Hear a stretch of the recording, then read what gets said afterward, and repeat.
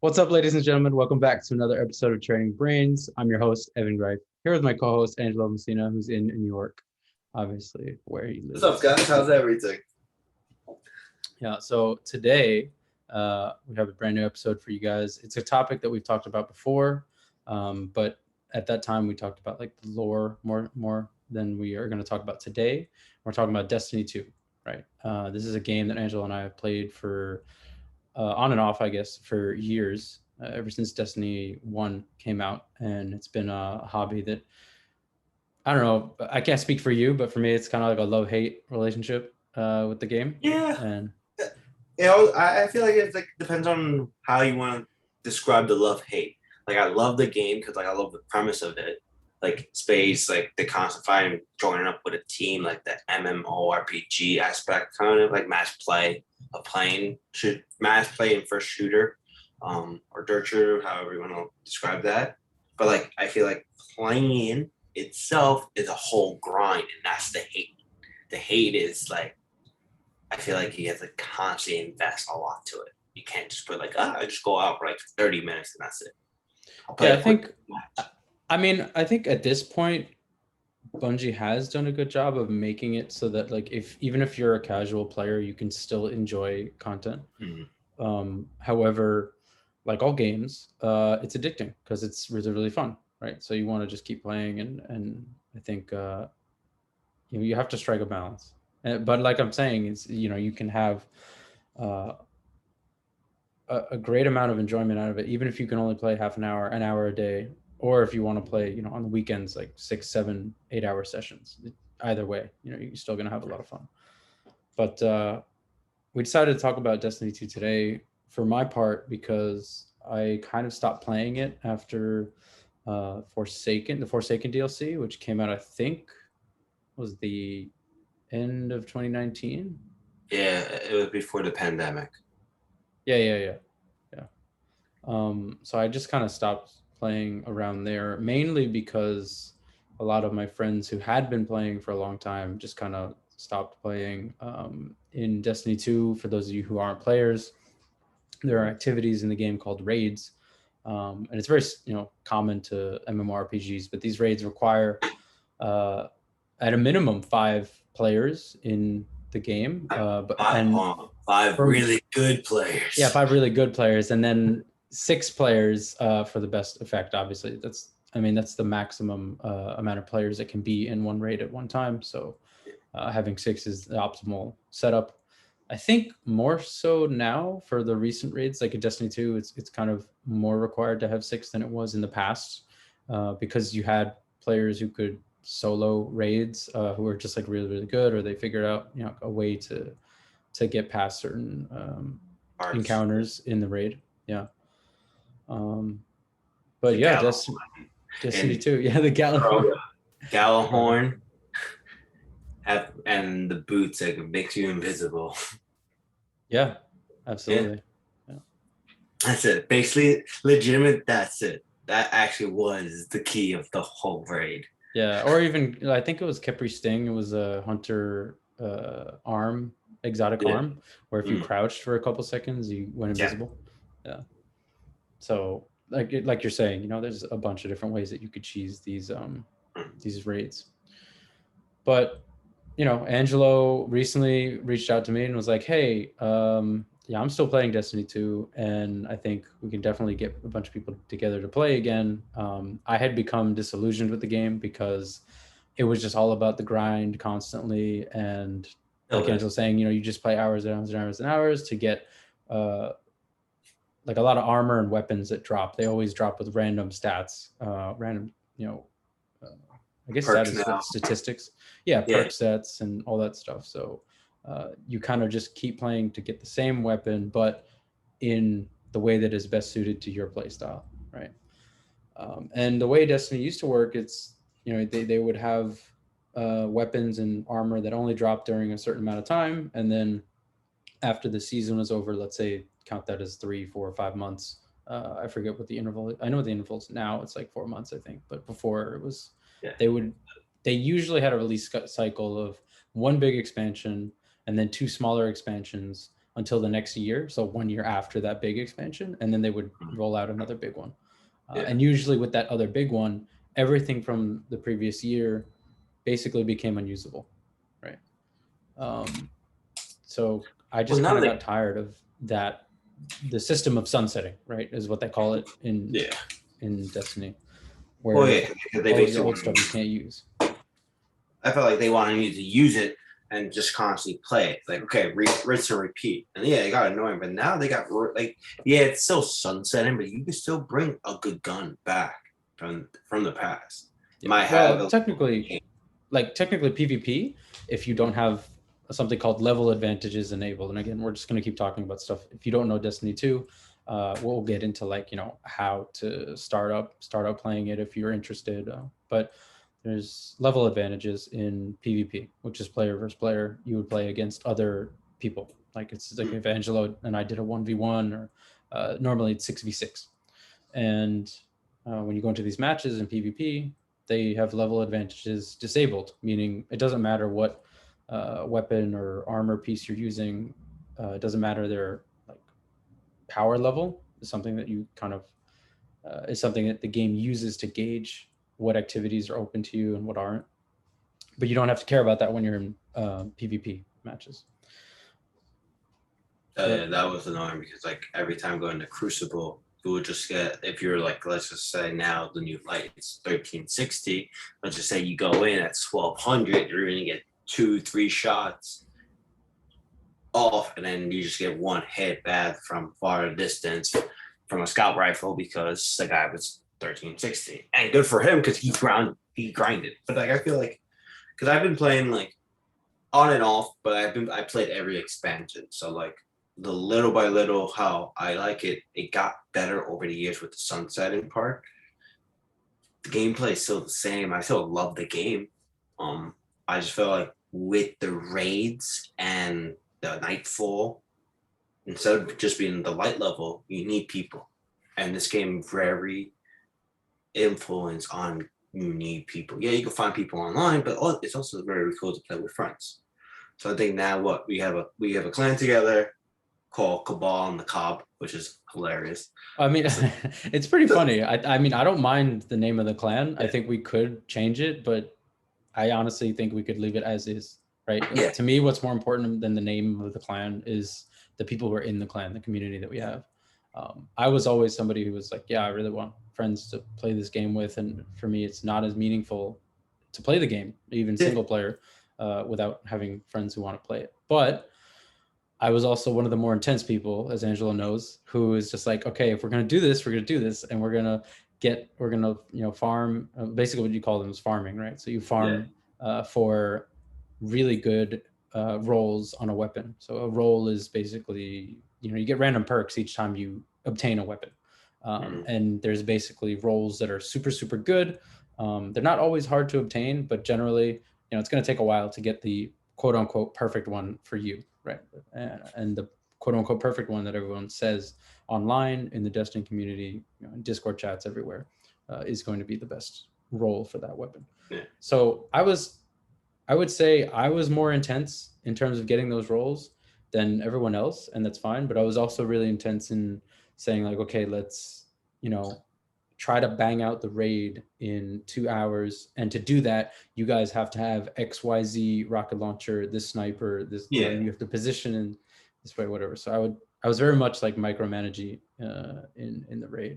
Well, I feel like when you're playing the raid, like that gets a little bit more serious. I feel like because like it's a Friday night, or it could be a day operation because if you don't get it, you're in this one part, you're stuck for 3 hours. Like, okay, what are we doing wrong? And how can we fix it? I don't want to be here all day because I have all this stuff to do. Yeah. As you get older, yeah, that more stuff that you need to do. But also it's a raid. So you have to commit. It's it's a mission of a couple out X amount of hours. So Yeah. let's go Absolutely. with that. I mean, as long as you communicate, and if you've been playing Destiny for a long time, I think you can figure out how to move and how to, I mean, Oh yeah. our motto is kill things and don't get killed, right? Yeah. So when you're in the raid, the number one objective is don't get killed. Then Yeah. second objective is defeat the boss. And like, I think now with the clan, because like now we're getting newer people or new friends that used to play and now they want to play with us. Mm-hmm. So their playing's fine. They're great because now we're having a mix of there's 3 classes: Hunter, Warlock, and Titans. And now we have a good mix. I think like at least that I know of top of my head, there's at least anywhere from 2 to 3 of each class that plays constantly that I know. Then let alone we have our other clanmates that we just tend to just invite. We're just inviting everyone, whoever you are. I don't care if you're level 1 or you just started. You'll get an invite if we find you. If not, let us know and we could join a community. We should actually get a Discord going for whoever wants to join, which we can actually in the Traded Yeah, Brains. we'll do that. So we could do that. And then actually it was funny because I always want to talk about this because yes, last night and 2 nights ago, whatever, the last couple of nights, I've been recruiting friends that never played Destiny before. Now they're playing.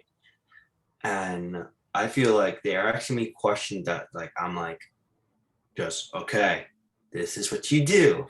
Here you go. Look at that shiny thing that clicks, that you see that's blinking, that's kind of yelling at you. Inspect that. And I feel like I was talking down and they didn't want to be talking down, but I'm physically like, why is he asking these types of questions? Yeah, for me, there's no stupid questions. But I know every time you say that, there was like, well, it's a rock is alive, so let's not play with that anymore. I got that actually at class one day. I was like, I don't mind questions, and that's what they said. But I was like, okay, stop trolling me. So I think going back, it's different for us though, because we're experienced players. So we understand like already, even without thinking about it, like, oh, here's the thing and it's glowing and okay, maybe we should check it out and then walk to it yeah. and hold square. Like we even know already the button that we need to press to proceed in the game. So that's why I'm like, I was like, sometimes like I don't know what you see because you could join the fire team and the leader has something. But if I'm not matched up with the same level or campaign as he is or the quest, I can't see it. So I'm like, since he is my friend, I gotta be like, FaceTime me or Snapchat call me, whatever. So I'll show you. Show me your screen. It's like, okay, you see that thing with the 3 dots? Pick that. We're doing that together. Okay. What else do I need to do? I was like, well, it depends because it's an open world. So it's, which I normally hate open world games. I always hate. I always like to like this is you need to do this. You need to do that. But this, a reminisce, I feel like it's like kind of like it's a baby of 3 different games, which to me, my opinion, of course, Halo, Gears, and WoW. World of Warcraft. Legitimate, those 3 made a baby. Destiny. It had all the kind of like cool aspect of it. Even the finisher aspect. That's more like in Gears when you have the chainsaw auto rifle and you're trying to go in and try and cut the enemies with. So like that's actually like still like get an aspect of it, all 3 aspects. I'm actually like, so I think one, how I think Destiny does with the newer people, they give you a small campaign, which I think is like 21 step, and half of them, which correct me if I'm wrong, it's about talking to whoever you need to talk to get the next objective. I actually After don't that, know. That's the funny part, right? Because well, Destiny 2 revamped the story. You could get the quest archive and do it if you really wanted to. It's like 21 steps, because why I was looking at it yesterday because my buddy was trying to do it. So Well, the I'm like, concern you were talking about earlier about how the game doesn't really guide you, to tell you what's the next step or like what is the content that you should be doing first, or yeah, like it's very open that in that way, but also it's a problem because they're not able to onboard new players to the game who don't really have yeah, experience with a Destiny 1 or Destiny 2, right? because I feel like it's not way more. Like I think they should have the same mission, that quest, but the legitimate has like different checkpoints and it's throughout the match, throughout the map. So like you go to quest 1, then quest 2, quest 3, quest 4. But let's just say you go to quest 5, let's just say, and you never did quest 4, it tells you no, you need to go to quest 5 and let's just say you press that and like highlights quest 4. Mm.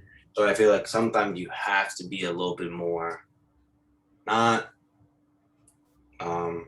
flashy. I think more flashy and like indicate what to do next. At least to get the bearings, because I feel like every time I go, I look, oh, I have this quest. Okay, next. Like I'll do it. I know what to do. Cool. Because sometimes they do have like that little green marker and highlights if it's in a location. But if they don't have the location, people don't know what to do. Yeah, the But green marker though is when you track the quest yourself, right? yeah, The other one is the blue. I think it's a blue marker where it says yeah. like, okay, this is where your next And whatever quest that is you the have to do season, is. and whatever the season, that's the logo. Right. So you have those two you have to look out for. Another one thing that you could really look out for is one, ask somebody that has played the game. And I think with two, just play, at least get the mechanics down. Because I feel like when you get the mechanics down, actually just simply reading the quest logs tells you what it is. But I know what Destiny's trying to do is, oh, you like it? Oh, you want to do this mission? Buy the game or buy the season pass. And that's what they do all the time, which is great because that's how they make money. Because now a lot of video games, Call of Duty, Fortnite, they all do these season pass because it's actually every couple of months it's guaranteed revenue that's consistent. So I don't blame it, especially now you don't buy hard discs anymore. You just pay everything online, so it's easier. So Yeah, I mean now we're paying it for it as a game as a service, live as a service, and this honestly, I think gaming is a little bit late to that game, but I work in a software company and we sell software as a service, and it's basically the same concept, right? Where you sell a subscription to a platform rather than, okay, we made this package, here you go, you know, this is it. So no, 100%. Like I feel like playing with people is the best thing to do, and I always ask friend. You know what I mean?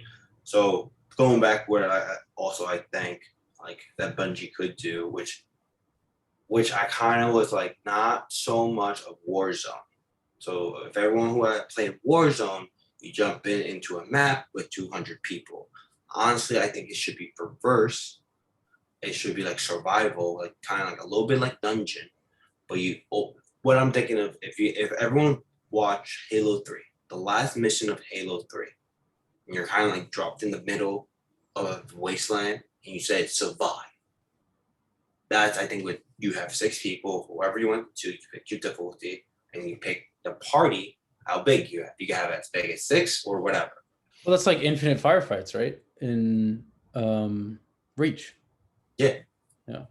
But you just basically drop, and there's constantly just waves after waves, kind of like zombies, but not zombies, like with the enemies. You can pick the Hive, you can pick the Fallen, Scorn, the why can't I think of it? The Blights. Taken. There it is. Cabal, whatever. So you could pick, and then you go pick your difficulty, and as you progress, you get better stuff, which is just another fun way. And I feel like that's a cool way to do it. But that's just my ideas. Yeah, no, that's an interesting concept and like a way to change how the game works, kind of. I think they did kind of have something like that with the Prison of Elders, but it was a little different because you moved from like area to area. Yeah. Like there's only this wasteland. Like this is like this not open. Like there's a couple like stuff you could hide to just in case so you don't get annihilated completely. Yeah. But I remember Season of the Forge, which just came out right after Forsaken. They had the forges, right? And you would just fight waves of enemies, and then at the end there would be a boss, and you would take out the boss. But probably not well, like what you're saying with like the infinite waves to see how long you can hold out. yeah. I think it's an interesting concept. They could maybe fit that in somewhere. Oh, definitely. Like how they added the dungeon, put it into a spot and just do it once a week, whatever, reach up to level 10. I honestly really like the dungeon concept, right? Where they have the Shattered Throne, the Pit of Heresy, and right now it's the Kel Echo. The Kel, These are all basically like mini raids, but they're activities that you can do with just 3 people, which is a lot easier to coordinate and also communicate, I think, than it is with 6 people. Right? Yeah, because like the main thing about coordination is like one, everyone needs to be almost the same light level, and two is just basically like talking to one another. It's like you need to do this. Oh, well, I'm doing this. No, no, no, no, no. We have to do this. Yeah. So Typically in one raids, of it's us, like you split up two, two, two, and each of those groups of two do an activity or a specific task. And if yeah, they mess up, then you can't progress in the raid. So yeah. something Because if happens. someone dies, of course, someone will die, no matter what. So one of us has to kind of like, okay, can you hold it? Yeah, okay, let me go over there because they're gonna get annihilated. Because one person dies, that's really what it means. So, which always you can have the top person to be, or the person doesn't die a lot. I can do that. So, however you want to look at it. Which I think when we do start doing raids, I think we need to be shepherd at least once or twice, You think so?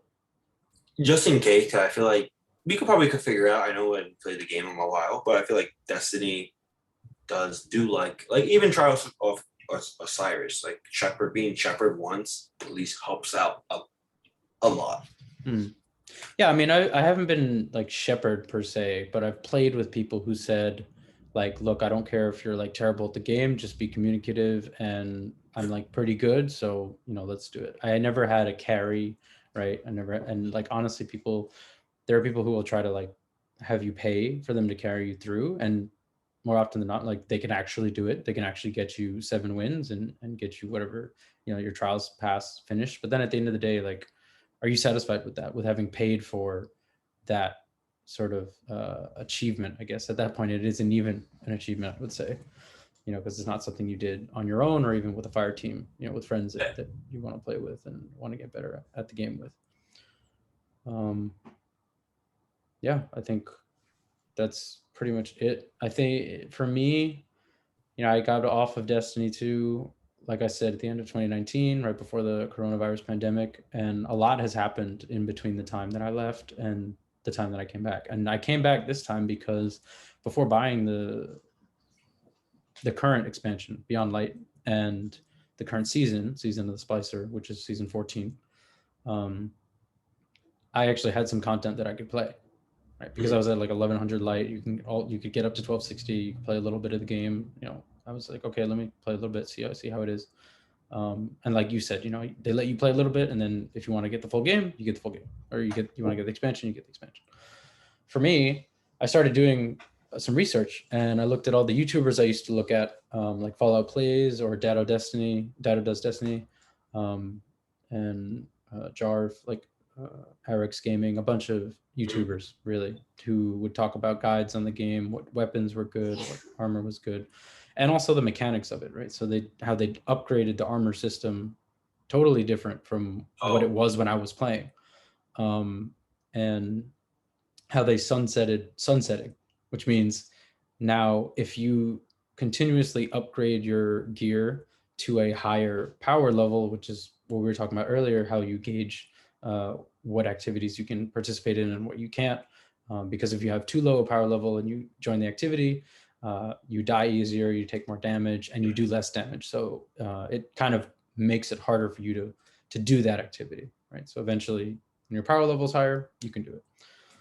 But now, the way it used to be is that you could only level up that weapon or armor to a certain power level, and then after that, it's capped. You can't level it up. So then after that, it's only useful really in the level disadvantage PvP that I was talking about earlier, because that's where power level doesn't matter.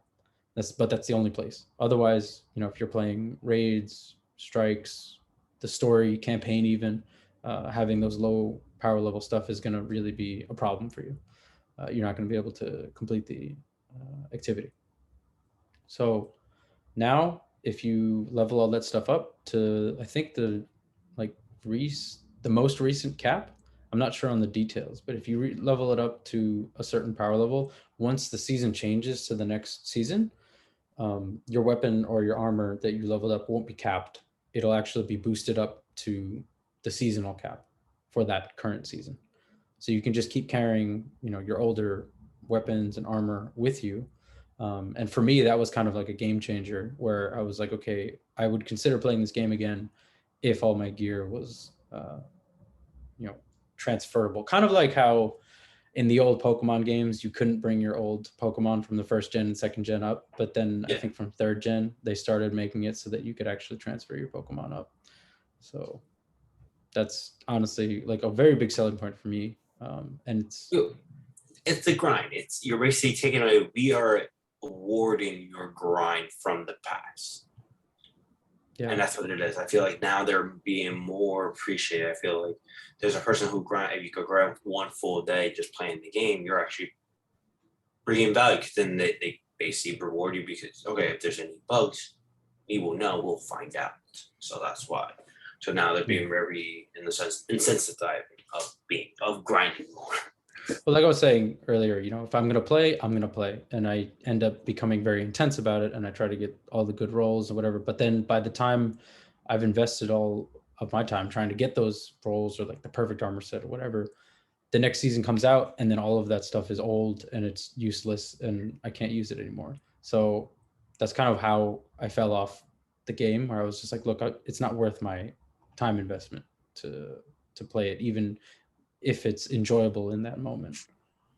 Because my goal with Destiny is to enjoy all of the content. And I feel like I was always just doing PvE to get good rolls so that I could bring them and have fun with them in PvP, but I never like played PvP as much as I wanted to. Yeah, because I feel like PvP, it's a little bit different because you get more like skill based, but I feel like PvE I love personally because you could do it at your own leisure. Like PvP, like you could choose to fight, but it's just like, okay. It's kind of like a battle. It's like you have to win. Like if you don't win, you could get some cool stuff, but you can't go to the next rank to get even better stuff. So you have to be good. Like don't be trash. Well, I mean, there's casual and there's ranked matches, which is nice. Yeah. And I typically only play casual right now because I don't have a team to play ranked with. Yeah, because I played ranked once, I think yesterday, and that was nope. If you don't have a team, it's no bueno. I did okay in ranked Rumble, actually. I won one round and but then I got completely destroyed in another one. So it's honestly hit or miss. But like before, like is there anything else that's top of your head about Destiny that you want to talk about? Because now when we were talking about before, I actually do want to talk about like lores again, bring in another guest. We have a buddy that we play with that he is huge on lore. Mm-hmm. So yeah, this friend we're talking about, he wanted to join us on our previous episode that we actually talked about the Hive when I was talking about the Hive stories in Destiny 2, right? The origins of the Hive and how they came to be this kind of scourge and warfaring race of alien creatures trying to take over the universe, right? But I think our friend will want to talk about more of them. Anything I didn't cover in our first episode. For me, I think I'm good for this episode. We covered Armor 2.0 and how things have changed. I think there's a lot more flexibility in like play style, how you want to play your character in Destiny 2, and the fact that they got rid of sunsetting is a really, really great thing. I think it's great for the hardcore people, and it's also great for casual people who they only have a certain amount of time that they can invest in the game. And now that Bungie has moved to this seasonal model, they won't have to worry so much, I think, about revenue, right? That they were getting a lot of pressure from Activision to make, whereas they rely on the seasons, and I'm pretty sure people who are really into the game are just gonna they're gonna get it. They're gonna get the next season, and they're gonna have fun with it. And I think those, like you said earlier, those people should be rewarded with being able to carry over their previous armor, their previous weapons. Yeah. So if you're looking into a game, I mean, you said it was like what, Halo, Gears and World of Warcraft. Yeah. If anything, I would say definitely Halo. Of course, I mean it's Bungie, right? They made Halo. and they take a lot of inspiration from that work. I would have said Call of Duty, Yeah. and You don't have to do three. yeah, just those two. Just those two, yeah. I mean, the whole MMO aspect, I think, is not as strong in Destiny, but it's, I think they do it well. Yeah, they do really well because like you could jump into a planet and there's gonna be still people playing like the public events, the patrols, and all that stuff. Mhm. But then when you go to your mission, it's like, okay, it's just you. There's no one else. Yeah. I think it's like you do have the option to join like game voice chat, so you can talk to the people who are actually in there. But for the most part, when you're playing the game online with your friends, you're in a party with your friends, or you're in a Discord chat with your friends. So, yeah. But you guys can reach us as Training Brains Podcast at gmail.com. Well, Discord. Do we have a Discord? Right now, no. We'll work on it. Yeah, let's create a Discord, put it in the and then description. yeah, It's we easy can to put make it. one. Oh no, we have a Discord. I thought. We have a Trading Brains Discord, Yeah, but I'm you not just sure make a if page.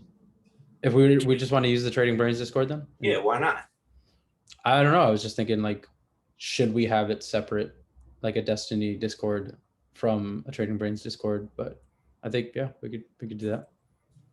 Well, you can reach us. Let us know you want whatever lore you want to talk about. If you want to talk about Destiny 2 again, for us, we could do that. Just let us know what topics you want to reach because it's a big game.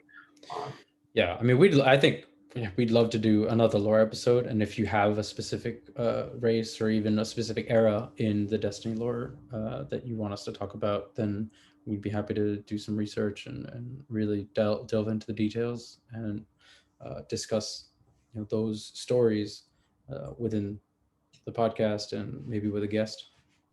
Yeah. I think that would be very good. And then yeah, besides that, I feel like that is going to be good. But before we go, thank you for listening. Happy weekend or week. Hope you stay tuned to when to hear the next lures, and if not, actually just hop in and let us know. Cabal on the Cob, that's our clan name. If you go find us on our gaming for our PlayStation clan, but crossplay is gonna happen soon. Yeah, I mean, I'll put some links in the description that just makes it easier for listeners to find us. If they're interested in playing Destiny, then I'll have the link to the clan. I think probably a Bungie.net link, and then also a link to the Trading Brains Discord. And then from there, they can easily figure out how to join the clan. And if you have any questions about the game, if you're just starting out to play the game, please, by all means, leave it in the Discord. Yeah, let us know. And same on the topics that you might want us to cover. tradingbrainspodcast@gmail.com. All our links, social media links, are in the description of every episode, so you can just find us there. All right, cool. That's it for today's episode. Thanks everyone for listening this far. Just a little secret: we love you the most because you listened all the way to the end of the podcast. Have a great day, guys. Bye. Yep. Bye-bye.